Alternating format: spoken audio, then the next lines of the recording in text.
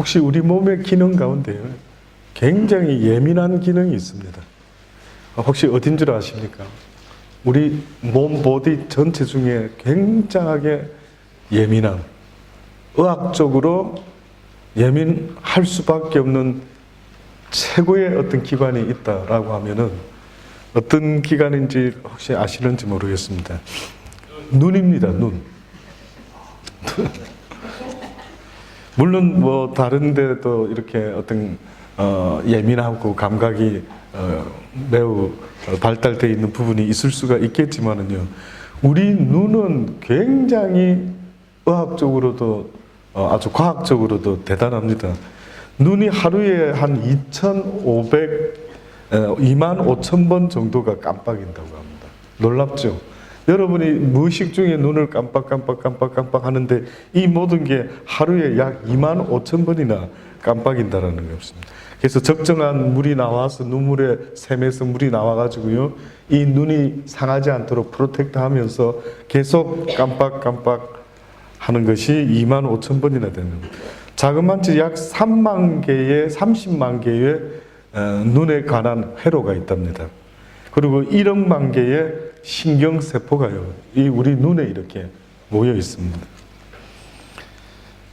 그래서 아무리 작은 어떠한 먼지라도 들어오면은요, 그 순간에 얼른 프로텍트하는 이런 기능을 갖고 있는 게 바로 우리 눈입니다. 그래서 우리 몸으로는 피하기가 때로는 조금 더디지만은 뭐가 날라오면은, 그쵸? 눈을 감아버리는 거는, 이거는 너무나 순간적으로 일어나는 일입니다. 혹시 여러분 눈이 안 보여 보신 적이 있으십니까? 저는 한국에서 살 때에 한 번씩 경험을 했습니다. 갑자기 전기가 나가버리면은요, 막 캄캄하지 않습니까? 그러면 갑자기 어두움 속에서 제가 소경이 아닌데 소경된 사람처럼 그렇게 갈 바를 알지 못하고 헤매는 거예요. 혹시 여러분, 내가 만약에 소경이었다면 어땠을까? 어떻게 살았을까?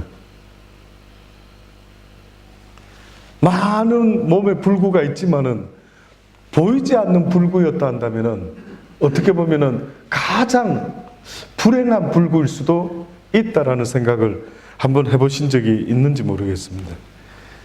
성경에는 우리에게 두 가지 눈을 이야기합니다. 저와 여러분이 갖고 있는 이 보디에 육적인 눈이 있고요, 또 한 가지 우리에게 영적인 눈이 있다라고 성경은 분명히 이야기합니다. 성경의 이야기 처음부터 끝까지는요, 신비한 것 투성입니다. 그래서 신비로운 이야기가, 말로는 설명할 수 없는 이야기가 성경에 쓰여 있습니다. 그러나 신비주의의 이야기는 아닙니다. 모든 것을 다 신비롭게만 보는 그런 신비주의자의 이야기가 아니라, 성경에는 현실적인 것과 영적인 신비로운 것이요 함께 공존하고 있습니다. 예수 그리스도께서 이 땅에 태어나실 때에 마리아의 몸에서 태어났다라고 하는 것이 남자도 없이 남편도 없이 여자의 몸에 태어났다라는 거 얼마나 신비로운지 모릅니다. 하나님께서 말씀으로 온 세상을 창조하셨다라는 것 얼마나 신비로운지 이루 말할 수가 없습니다. 그러니 성경의 이야기는 어떤 면에서는요, 육적인 우리 삶에 대한 이야기도 있지만은 또 한 가지는 영적인 이야기가 있습니다. 그러니 하나님은 우리에게 말씀하는 겁니다. 어찌 이렇게 너희가 어두운 가운데 살아가고 있느냐? 어찌 그렇게 너희의 육신의 눈이 그렇게 감겨 있느냐라고 그렇게 말씀하는 겁니다. 무엇이 육적인 눈을 뜨고 사는 사람이고 무엇이 영적인 눈을 뜨고 살아가는 사람의 차이가 뭔지를 생각해 보셔야 합니다. 여러분은 예수 그리스도를 믿는 순간부터요, 어떤 일이 벌어져야 되느냐 하면은 감겼던 영적인 눈이 띄어져야 되는 거예요.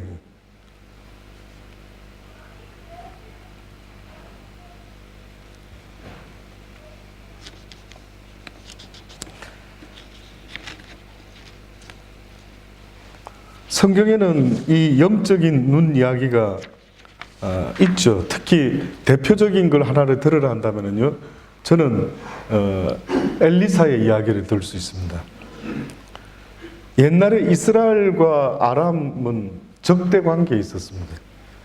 아람 왕이 많은 군대를 준비해서 이스라엘을 침략하려고 계획을 다 세워놓으면요, 어떻게 알고 이스라엘 왕이 그 길목에 딱 포진하고 있다가 막아버리는 겁니다. 그래서 어느 날 이 아람 왕이 막 고민이 됐습니다. 막 화도 나고 신하들을 불러 모아가지고 이게 도대체 무슨 일이지? 왜 우리가 비밀스럽게 계획을 세워서 이스라엘을 침공하려고 하면은 번번이 막히니 이건 도대체 우리 가운데 스파이가 뭐가 있지 않느냐? 막 그런 이야기를 하면서 화가 나 있었습니다. 그때에 어느 신복 중에 한 사람이 이 아람 왕에게 이렇게 말합니다. 왕이시여, 아닙니다. 오직 이스라엘 선지자 엘리사가 왕의 침실에서 하신 말씀이라도 이스라엘 왕에게 고하나이다. 이렇게 말하는 거예요.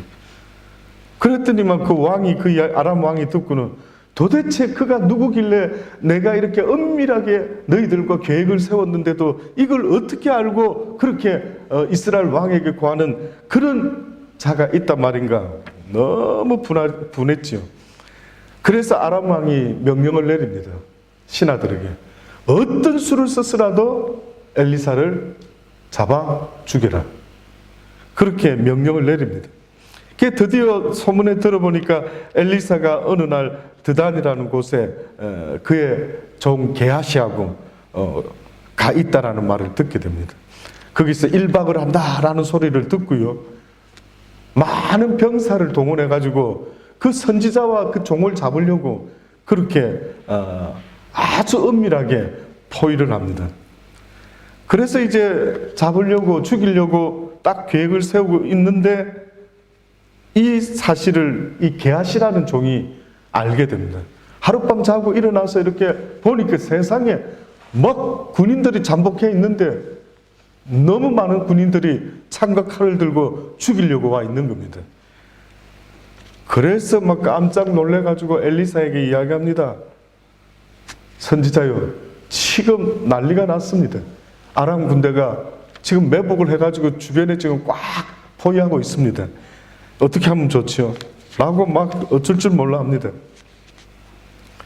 그때에 이 엘리사가 빙그레 웃는 겁니다. 빙그레 웃으면서 그 종에게 말합니다. 두려워하지 말라.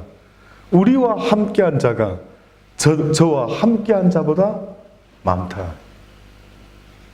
그러면서 기도를 하고요, 그 종 게하시의 영적인 눈이 뜨이게 하는 겁니다. 그랬더니 뜻밖에도 그 게하시의 눈이 뜨여서 이래 보니까요, 자신들과 함께 자신들을 지키고 있는 영적인 하늘의 군대 수가 더 많은 겁니다. 야, 그 장면이 얼마나 멋있을까요? 여러분 지금 이 자리에 이렇게 여러분 많은 숫자는 아닐지라도 이렇게 우리만 예배를 드리는 것 같아 보이겠지요? 아닌 겁니다. 주님이 말씀하시기를 두세 사람이 내 이름으로 모인 그곳에 내가 너희와 함께 할 것이래. 하늘의 문을 여시고요, 천군 천사와 함께 이 예배를 드리시는 하나님, 그분이 그분이십니다.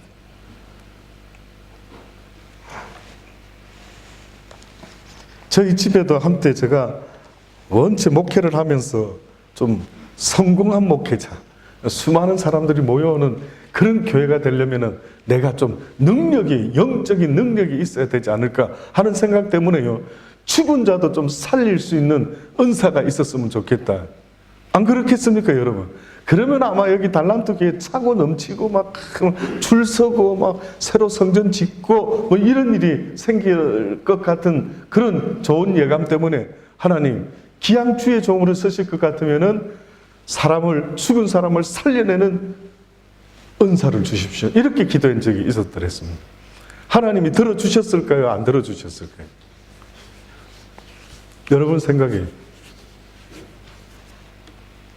제가 뭐 나쁜 기도한 거 아닌데, 그렇죠? 그래서 주의 이름으로 나사로를 살리신 예수 그리스도처럼 주의 이름으로 혹 죽은 자가 있으면 내가 손을 얹고 일어나라 살려낼 수 있지 않았을까요? 당시의 사람들이 어떻게 보면 예수 그리스도를 하나님의 아들 메시아로 믿지 못하게 된 어떤 뜻밖의 문제가 있었다면 그게 뭔지 아십니까? 그건 바로 예수님의 능력의 치유 때문에 그랬습니다. 사람들이 예수님의 복음의 말씀은 이렇게 듣다가도요, 늘 무엇을 바랬느냐 하면 따르는 표적, 이적을 바랬던 거예요. 그래서 어느 날 오병이어의 이적이 일어나고 나니까 사람들이 막 예수님, 예수님, 그대가 우리의 왕이 되어 주소서 하고 막 쫓아다니기 시작하는데, 뜻밖에도 가르쳐 주신 하나님의 말씀은 온데간데 없어져 버리고 그들이 먹고 배부름으로 예수 그리스도를 쫓아다녔다라고 그렇게 한 거예요. 어떤 면에서 성경을 읽어보면은요, 왜 예수님 당시 때 사람들이 예수님을 하나님의 아들로 메시아로, 그래서 그분의 입에서 나오는 모든 생명의 말씀을 귀담아 듣고 그 말씀을 지켜 준행하면서 살았어야 되는데 왜 그렇게 하지 못했을까? 그렇게 능력의 설교자 예수 그리스도께서, 그 능력의 설교자가 어떻게 보면은 이적과 표적을 행하지 않았다면은 그의 입에서 나오는 말씀을 귀담아 새겼는지도 모릅니다. 제가 은사를 구하면서 죽은 자도 살릴 수 있는 능력이 있으면 좋겠습니다 했는데 어느 날 응답을 주시는데, 네가 만약에 죽은 자를 살리면은 너는 하룻밤이라도 편히 잠잘 수 있을 것 같으냐? 이게 그분의 앤서였습니다. 저는 미처 그런 생각을 못했어요. 제가 만약에 누군가 죽은 자를 살려냈다, 그럼 저 라이프가 어떻게 될까요? 상상해 보셨습니까? 아마 저를 찾아오는 사람들이 생기는데 주로 누가 저를 찾아올까요? 죽은 사랑하는 가족이 있으면 그 사랑하는 가족을, 그 송장을 가지고 아마 저희 집 지붕이라도 뚫어가지고 저를 만나려고 할 겁니다. 저는 복음 전하는 일에 그 놀라운 이적과 표적이 굉장히 도움이 될 줄로 알고요, 하나님께 얼마나 간구했는지 모릅니다. 그러다 보니 하나님이, 아들아, 너는 성경에 있는 이 말씀만을 전하면 좋겠대. 그 모든 영적인 경험들은 내가 너의 가족들에게 경험시켜 줄 것이래. 저희 가족은 많은 엑서사이즈를 겪었죠. 우리 민재가 어느 날 가정 예배를 드리는데 어렸을 때죠. 국민학교 초등학생 때. 아빠. 창문에서 아주 시커먼 뭐가가 우리 예배 드리는데 쳐다보고 있대. 그래서 이야기를 했습니다. 아들아, 예수 그리스도의 이름으로 명하노니 썩 물러가라. 해라. 그랬더니만 속으로 하더라고요. 아빠 도망갔어. 없어졌어. 이해되십니까? 세상의 육적인 이야기도 다 이해되지 않는데 영의 이야기를 하면 이해되시겠습니까? 왜 바울이 세 번째 하늘을 갔다 왔는데 사람들이 무슨 이야기, 뭘 보았는지, 뭘 들었는지 궁금해서 듣고 싶어서 물어봤더니만 뭐라고 말합니까? 그걸 위해서는 나는 자랑할 게 아무것도 없대. 오히려 나는 약함을 자랑한대. 왜 그랬을까? 옛날에는 굉장히 궁금했어요. 왜 바울이가 그런 경험을 했으면 사람들한테 참 신비로운 이야기하면 사람들이 막 어머나, 야, 어떻게 저런 경험을, 야, 재밌다, 신기하다 이렇게 듣지 않았을까요? 그런데 바울이 전혀 그런 이야기를 하지 않는 겁니다. 그러면서 오히려 뜻밖에도 나의 약함을 너희들에게 자랑한다. 내가 약할 때 강함 되시는 그 예수 그리스도, 그분 외에는 어떠한 것도 나의 경험도 전하기를 원치 않는다라는 것을 이야기하는 겁니다. 그렇습니다. 이 세상에 우리의 경험은 아무것도 아니에요. 영적인 경험은 아무것도 아닌 겁니다. 저는 나중에 알게 됐죠. 왜 굳이 이런 경험, 저런 경험을 하나님이 시켜주셨을까라고 했을 때, 네가 그것을 알지 못하고는 하나님의 성경의 말씀의 뜻을 정확히 알 수 없기 때문에, 너는 복음을 전해야 되기 때문에 영의 세상에 대해서 알고는 경험 한번 이렇게 시켜주셨던 것 같아요. 그래서 저는 믿음 이야기할 때에 여러분보다도 어떻게 보면은 믿음을 기준으로 따지자면은 더 좋은 믿음의 목사다라고 말하기가 심히 어려운 거예요. 왜냐? 믿음은 보지 않고 듣지 않은 것 같지만은 보지 않고도 믿고 나아가는 이 순종의 삶을 하나님은 굉장히 높게 치는데 저는 공평하지가 않는 거예요. 저는 17살 때부터 영의 세상을 경험하기 시작했습니다. 그러니 저 같은 목사는 어떤 면에서는요, 부러울 게 없고 구할 것도 없습니다. 그분을 보았고 그의 세 번째 나라에 가보았으니 앞으로 되어질 세상을 보았으니 무엇을 어떻게 보면 더 구할 수가 있겠습니까? 다 이해할 수 없을 뿐이지. 근데 그게 무슨 대단한 줄 알았는데 지나고 보니까요, 그게 아닌 거예요. 가장 중요한 것은 사람을 변화시킬 수 있는 힘과 능력이 되는 것은 너의 경험이 아니라 너의 입을 통하여 나오는 여호와의 말씀이다. 말씀 말고는 사람을 변화시킬 힘이 없어요. 간증 집회, 나쁘지 않죠. 그러나 복음이 아니면 사람을 변화시킬 길이 없습니다. 그래서 그 이후로부터 아주 주구장창 그냥 다른 책들조차도 읽지 못하도록 주의를 주시더라고요. 오직 성경만 읽으라는 거예요.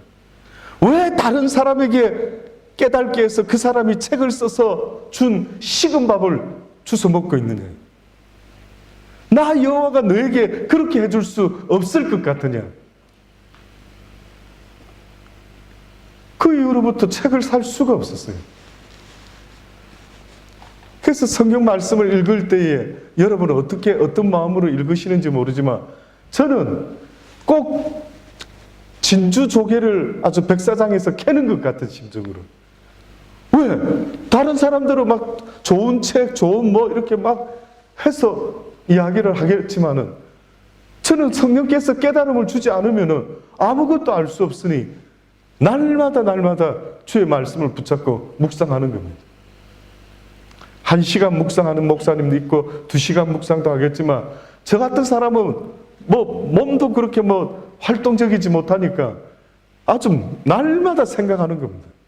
이게 무슨 뜻이지? 이게 무슨 뜻이지? 이게 무슨 뜻이지? 여러분, 제가 아무리 육이 아파서 평일 때 저를 만나면 뭐 힘이 없어 보이고 이러죠. 주일날 설교할 때 모습 보면 아픈 사람 같아 보입니까? 지난주에도 어떤 분이 그러시더라고요. 목사님 다 나서신 것 같다고. 전혀 아픈 사람 아닌 것 같다고. 하나님의 영이요, 역사하시면은 복음 전할 때에는 그만큼 힘을 주시는 것을 저는 매번 느낄 수밖에 없습니다. 그래서 저의 살아가는 날 동안 오히려 어떻게 보면 날마다 말씀을 전했으면 좋겠다. 하나님이 부르시는 그날까지 온 땅에 가서 사람들에게 주가 그리스도요, 주가 살아계신 하나님이시라는 것을 온 세상 사람들에게 전할 수 있으면 좋겠다라는 생각을 하는 거예요. 그래서 이처럼 영적인 일이 분명히 있습니다. 신비롭고 말하기 어렵고 어떤 사람에게는 뭐 사모되지만 또 어떤 사람은 뭐 그런 일이 있을까 도무지 이해할 수 없고, 예수님도 설교를 하시면서 육은 무익하니 내가 말하는 것은 바로 너희의 영을 살리기 위해서 내가 말하고 있는 것이니 너희가 어찌하여 깨달지 못하느냐. 주님이 우리에게 주시는 모든 성경의 말씀은 육을 위해서 주는 게 아니라 내 영혼을 위해서 하나님이 말씀해 주고 계시는 겁니다. 눈을 뜨셔야 됩니다. 영의 눈을. 예수 믿는 재미가 있어야 될 거 아닙니까? 예? 무슨 재미인데요? 세상에 재미가 없으면 흥이 안 나시죠? 그래요. 그러면 예수를 믿는다라고 하면 예수 믿는 흥이, 기쁨이 있어야 될 것 아닙니까? 하박국 선지자는 예수 믿는 기쁨이 차고 넘쳐서 뭐라고 찬양하며 고백합니까? 외양간에 우리의 소가 없고 양이 없고 아무것도 무화과 나무에 열매가 없다 할지라도 나는 여호와의 구원을 인하여 날마다 기뻐하고 즐거워하고 찬양한다라는. 뭐 하는 겁니까? 뭐 기쁨과 하나도 없는 거예요. 저도 세상적인 기쁨을 구했다면 저는 아주 실패자죠. 뭡니까 내 인생? 하나님 뭡니까? 했겠죠. 그러나 세상이 줄 수 없는 기쁨이 있기 때문에 오늘도 이렇게 이 말을 전하며 살아갈 수 있는 이유가 되는 겁니다. 그분과의 깊은 교제에 못 들어가는 게 슬픔입니다. 그 하나님과의 깊은 교제에 들어갈 수만 있다면 그것은 얼마나 기쁜지 이루 말할 수가 없어요.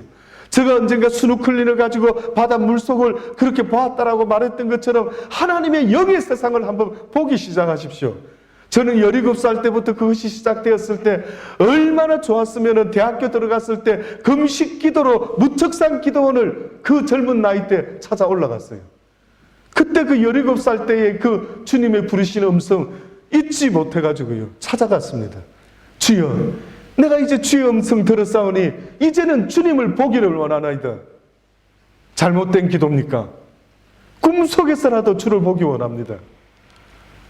주님께서 나의 주가 되시고 나의 아버지가 되신다는데 육을 입고 이 땅에 2000년 전에 오셨던 주님, 저는 꿈속에서라도 한번 뵙고 싶다고 말하는데 이게 뭐가 잘못됐습니까?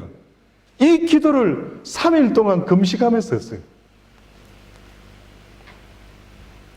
또 그 다음에 또 기도했죠. 이제는 주를 보았으니 아버지, 주님 계신 그 세 번째 하늘, 사도 바울이 가봤다라고 하는 그 아름다운 하나님의 나라, 주여, 육을 입고 살아있을 때에 한번 볼 수 있다면 얼마나 큰 은혜가 될지 주님 나에게 은혜 베푸사 주의 나라를 봤으면 좋겠대요. 무척산 기도원에 또 올라가서 또 3일을 했죠. 뭐 한번 맛을 보니까 계속 막 기도하고 싶고 막 1월 1일만 되면은 산을 찾아 올라가서 곡식을 끊고 기도하고 싶더라고요. 제가 저절로 이렇게 하나님을 경험한 것 같습니까? 제가 그냥 가만히 잠자고 있는데 하나님을 경험했을 것 같습니까? 그렇지 않습니다. 사모할 수 있는 마음을 주시더라고요. 사모할 수 있는 마음이 안 생기면 기도하셔야 됩니다. 하나님, 내 마음이 주를 갈망하기를 원하나이다.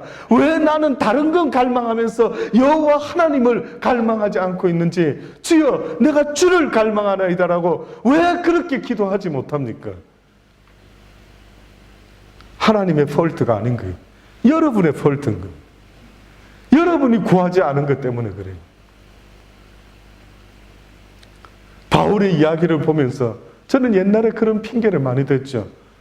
공평하지 않습니다, 하나님. 바울은 예수 믿는 사람 잡아 죽이려고 다메섹 도상을 가고 있는데 그때 하나님이 강권적으로 찾아와 주셨는데 왜 나한테는 그렇게 안 하십니까? 왜 바울에게만 그렇게 하셨습니까? 공평하지 않아요. 공평하지 않아요. 공평하지 않다고요. 공평하신 하나님. 바울에게는 하나님께서 이미 정하신 그 계획이 있기 때문에 그는 하나님의 종으로 그렇게 부름을 받는 겁니다. 제가 너무 궁금해서 어느 때는 한참 영적으로 하나님이 간섭을 많이 해주시고 깨달음을 주실 때 여쭤봤어요. 굳이 태중에서부터 택함을 받은 바울인데 왜 그가 그렇게 예수 믿는 사람을 죽이는 그런 경험을 하게 만드셨습니까? 왜 그렇게 그의 인생에 있어서 하나님께서 태중에서부터 택하고 지목하여 이방인의 전도를 위하여 불렀던 그 하나님의 위대한 종이 어떻게 하여 그렇게 나쁜 경험을 하게끔 내버려 두셨습니까? 아마 신학교에서 이야기는 어려울 겁니다. 저도 신학교 오래 다녔습니다. 근데 신학교에서도 배우지도 못했고 들어보지도 못했는데 어느 날 하나님이 깨달음을 주시더라고요. 내가 그에게 예수 믿는 자들을 죽이도록 내버려 뒀던 이유는 그러하여금 하나님 앞에서 큰 죄인을 만든 것이라. 그가 그 큰 죄를 깨닫고 났을 때 내가 이제 무엇으로 이 모든 죄를 하나님 앞에 갚겠나이까? 이방인들에게 전도하라. 그래서 그가 이방인의 전도자로서 멈추지 아니하고 죽는 날까지, 부르시는 날까지 그가 그렇게 달려갈 수 있었던 것은 하나님 앞에 지은 죄가 너무 컸기 때문이죠.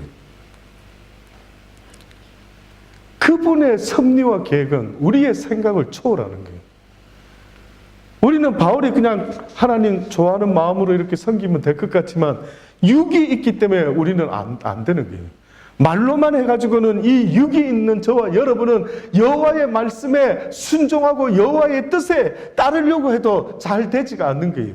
근데 뜻밖에도 내가 경험하는 세상에 원치 않는 고난과 어려움을 통해서 나도 모르게 고삐가 끼어지고 여호와 하나님의 말씀에 순종하며 나가야 되겠다라고 하는 이런 놀라운 결심을 하게 되는 것.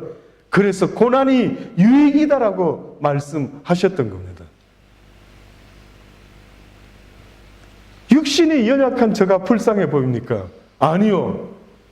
절대 그렇지 않습니다. 그러니까 이거를 설명하려고 하니 답답하죠. 그러면 저를 위해서 하나님께 영적인 기도를 좀 해보시라고요. 그래서 하나님께 응답받으며 하나님과 대화를 나누며 그렇게 살아갈 수 있는 그러한 믿음의 자녀가 될 수만 있다면 얼마나 좋을까요? 원래 우리의 모습은 그랬습니다.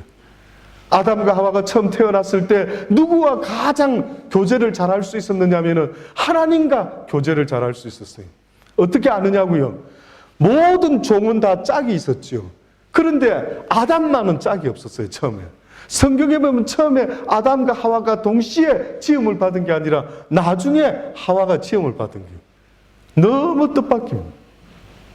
왜 처음부터 그렇게 지으시지 나중에 지나고 나서야 보니까 아담이 독처하는 것이 보기에 안 좋구나. 돕는 배필을 지어야겠다. 이런 이야기가 어떻게 하나님한테 가능합니까? 처음부터 알고 있으셨어야지.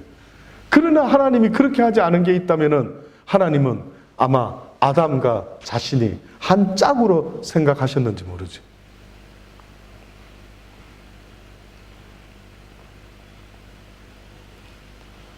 결국은 우리 인간이라는 종은요, 하나님과 가장 가까이 대화 나눌 수 있고 커뮤니케이션을 할 수 있는 존재입니다. 그런데 범죄한 이후로 어떤 일이 벌어졌습니까? 하나님과의 관계가 멀어지고 말았어요. 그게 지금 저와 여러분의 모습입니다. 하나님보다 좀 가까이 하기에 멀기도 하고 가까이 있는 것 같지만 너무 멀리 계신 것 같고 인정하시죠? 이게 뭔가가 안 되는 거예요. 제가 언젠가 이런 비유를 들었습니다. 저는 이 비유를 아주 참 누가 이런 이야기를 비유로 만들었을까 대단하다 싶은 비유가 있습니다. 그게 뭐냐면은 어떤 사람이 바닷물에 소금을 만들어 가지고 소금 사람을 만들었습니다. 그래서 이 사람이 이렇게 살아갑니다. 그러니까 저와 여러분의 그 당시 때 글 속에는 소금으로 만들어진 사람이라 소금 사람이에요. 그렇게 살아가는데 이상하게 이 소금 사람은 바다에서 나는 냄새가 너무나 좋은 거예요. 막 바다 향이 나를 부르는 거예요. 그래서 늘 바다를 자주 가게 되고 그런데 어느 날 바닷물이 들어오는 그 가까이까지 갔다가 그냥 파도가 발목을 딱 치니까 소금이니까 어때요? 녹아서 쑥 실려가 버렸어요. 하는데 또 파도가 와서 무릎을 치고 가슴을 치고 결국은 하는데 그냥 쑥 바닷속으로 들어가 버렸어요. 그때 바닷속에 들어간 소금 사람이 한 말, 내가 바다였구나. 그때서야 자기가 바다인 줄 알았어요. 지금 여러분은 어떻게 보면은요, 하나님과 함께 하나가 될 수 있는 그런 나누는 그런 관계에 이어야 하는데 전혀 안 되는 거예요. 꼭 학이 어쩌다가 닭 속에서 부화가 돼가지고 같이 자라다 보니 자기가 병아리인 줄 알고 있는 거예요. 컸는데도 자기가 닭인 줄 알고 있는 거예요. 어느 날 하늘을 나는 학을 쳐다보고 와, 학 좋겠다. 어떻게 저렇게 하늘을 날 수 있을까? 자기도 날 수 있는데 지금 이것이 우리를 얼마나 오랫동안 붙잡고 있는지 모릅니다. 여러분, 목사이면 어떻고 집사이면 어떻고 선교사면 어떻고 그게 중요한 것이 아니라 하나님과 날마다 영적인 눈을 뜨고요. 그 영적인 눈을 가지고 하나님과 교통하며 그의 뜻을 쫓아 살아갈 수 있는 것, 이것이 바로 자유다. 이게 프리덤이다. 원래 있었던 그 자리에 내가 있는 것, 그 관계에 하나님 앞에 서 있는 그 모습이 자유인이다. 상상만 하면 떨리지 않습니까? 혹시 제가 이렇게 잠깐 말했지만 부럽지 않습니까? 저희 아내도 저를 부러워하는 것 중에 한 가지, 하나님의 나라를 가봤다는 이 경험이 얼마나 우리 사모가 부러워하는지 모릅니다. 남편이니까 믿죠. 제가 자세하게 이야기를 나름대로 다 해주죠.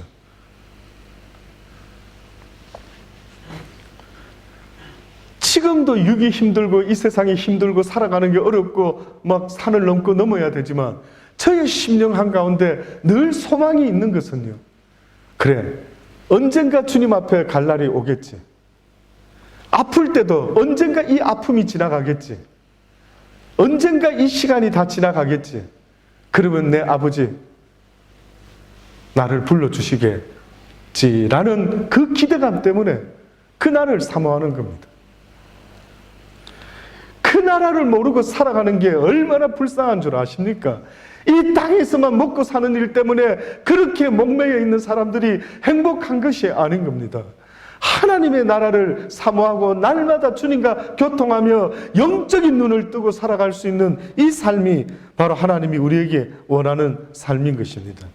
그래서 오늘 본문의 말씀에 보면 소경 이야기가 나옵니다. 성경에는 두 부류의 소경이 있습니다. 첫째는 성경이 어떤 두 부류의 소경 이야기를 하느냐면, 한 부류는 바리새인들이고 또 다른 부류는 요한 계시록에 나오는 7 교회 중에 하나인 라오디게아 교회라고 하는 교회 이야기입니다. 성경에서 이 소경된 자야라고 야단을 맞은 두 부류가 바로 이 부류입니다. 첫째, 바리새인 부류는 여러분이 잘 아는 이야기입니다. 마태복음 23장에 보면은 16절로 화 있을진적 소경된 인도자여, 너희가 말하되 누구든지 성전으로 맹세하면 아무 일 없거니와 성전에 금으로 맹세하면 지킬지라 하는도다. 우맹이요 소경들이요, 어느 것이 크뇨? 그 금이냐? 금을 거룩하게 하는 성전이냐? 너희가 또 이르되 누구든지 제단으로 맹세하면 아무 일 없거니와 그 위에 있는 예물로 맹세하면 지킬지라 하는도다. 소경들이여, 어느 것이 크뇨?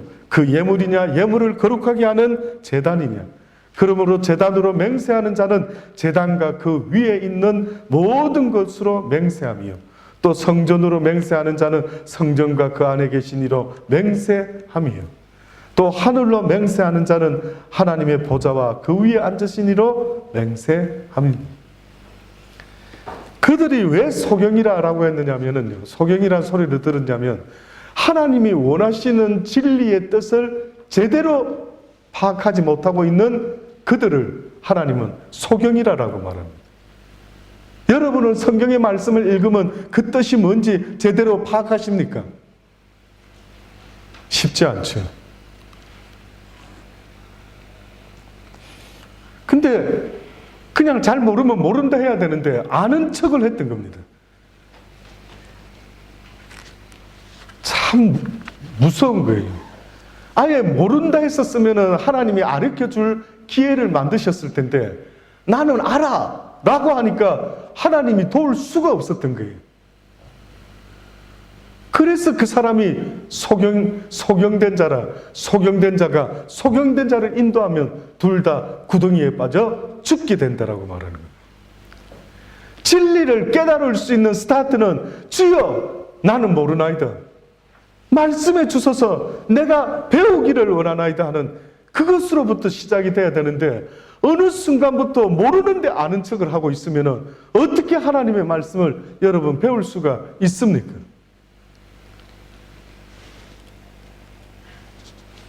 라오디게아 교회가 바로 야단 먹은 소경된 교회였습니다.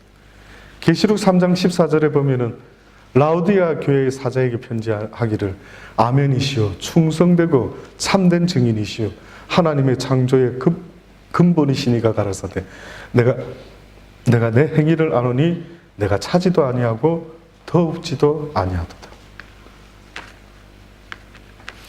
내가 차든지 더웁든지 하기를 원하노라. 내가 이같이 미지근하여 더웁지도 아니하고 차지도 아니하니 내 입에서 너를 토하여 내치리라. 이거는 무서운 이야기입니다. 하나님은 어중간한 걸 싫어하십니다. 미지근한 걸 싫어하십니다. 왜 급한 불같은 베드로를 쓰셨는지 아십니까? 베드로는 성격이 미지근한 성격이 아니었어요. 잘 몰랐지만은 이게 기다 싶으면은 아주 목숨을 걸고 매진을 했던 겁니다. 좋은 성격 같아요. 한번 한 다음에는 끝을 보는 성격이 돼야 됩니다. 저는 추천하는 성격입니다. 어중간한 것은 망합니다. 믿음도 어중간한 건 망합니다. 저는 그래서 고3 때 졸업할 때에 1등은 못해도 이 고등학교에서 가장 늦게까지 도서관에 있다가 집에 가는 그것만이라도 1등 해야지, 이렇게 결심했더랬어요. 그래서 저는 도서관에 문을 잠그고 퇴근을 했습니다. 누가 하나 더 앉아 있으면요, 저놈 안 가고 뭐 저렇게 공부를 하고 있지 막 이러면서 끝까지 있다가 그놈이 나가면은 그때 제가 드디어 나왔습니다. 기를 쓰고 했죠, 살아가면서. 그래서 저는 하나님 앞에 1등은 할 자신은 없었지만 최선이 뭔지를 보여드려야 되겠다, 이런 마음은 있었어요. 저는 나쁜 성격은 아니라고 봅니다. 물론 그것 때문에 너무 지나쳐서 문제가 된 적이 있지만은, 그러나 이 라오디게아 교회의 사람들은 무엇이 문제예요? 미지근한 거예요. 물에 물 탄 듯 술에 술 탄 듯 그저 뭐가 신앙생활이 그저 그런 거예요. 저는 여러분이 날마다 이 말씀을 듣고, 목사님 어제 하나님께서 이런 놀라운 또 은혜를 주셨습니다. 목사님 어제 또 하나님이 이런 놀라운 예수 믿는 것은 받은 증거가 많다라고 말하는 것처럼 그런 이야기로 풍성했으면 좋겠어요. 제발 좀. 만날 때마다 세상 이야기 어떤 것도 필요할 때가 있지만은 그 이야기들보다 가장 더 중요한 이야기가 있다면, 지난밤에 주님께서 나에게 찾아오셨어요. 주님께서 부족한 저를 이렇게 깨우쳐 주셨어요. 주님께서 성경을 읽는데 이런 말씀을 해주셨어요. 그런 이야기들이 좀 나눌 수 있다면은 얼마나 복될까라는 생각이 드는 겁니다. 그래서 부부가 만나서 무슨 이야기를 합니까?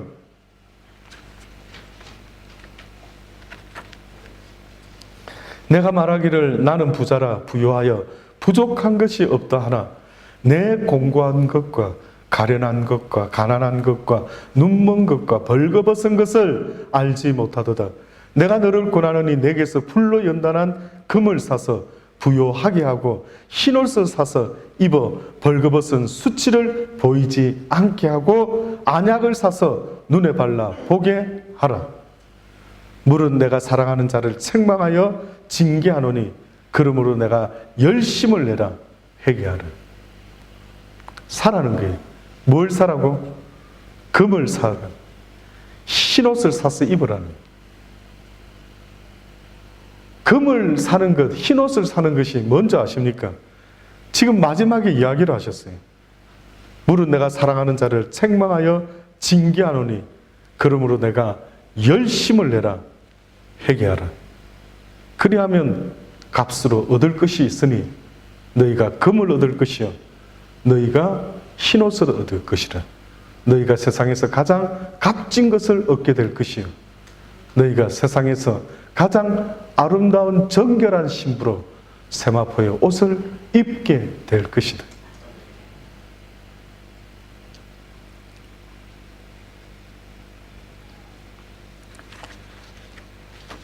오늘 본문의 말씀의 이 소경 이야기가 바로 그겁니다.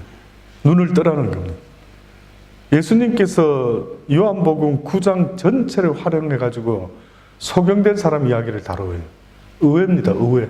잠깐 눈 떠여주고 이러면 됐는데 요한복음 9장 전장에서는 소경한 사람 이야기를 합니다. 어느 날 어떤 소경을 만나게 됩니다.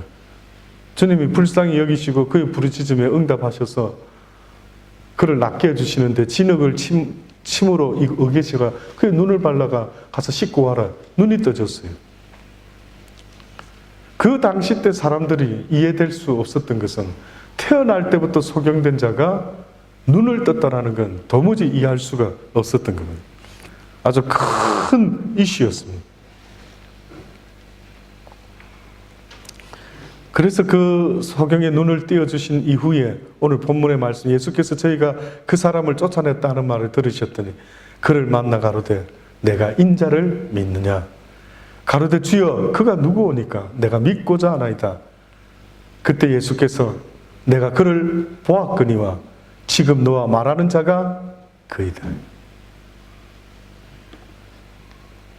소경이 지금 눈을 뜨고 그 다음에 보아야 될 것이 뭔가 봤더니만 바로 예수 그리스도를 보는 거예요. 예수 그리스도의 겉모습을 보는 것이 아니라 예수 그리스도가 바로 나의 메시아구나, 구세주구나 하는 것을 볼 수 있었어야 되는데 이때서야 비로소 이 소경이 이제 보는 것입니다. 주여 내가 믿나이다 하고 절하는지라 예수께서 가라사대 내가 심판하러 이 세상에 왔으니 보지 못하는 자들은 보게 하고 보는 자들은 소경되게 하려 함이라 하시니 바리새인 중에 예수와 함께 있던 자들이 이 말씀을 듣고 가르되 우리도 소경인가? 예수께서 가르되 너희가 소경되었더라면 죄가 없으려니와 본다고 하니 너희 죄가 그저 있느니라. 너희가 못 본다고 한다면 오히려 눈을 이렇게 띄어서라도 볼 수 있었는데 본대요. 자기들은 소경 아니래요. 뭐든지 다 보고 있대요.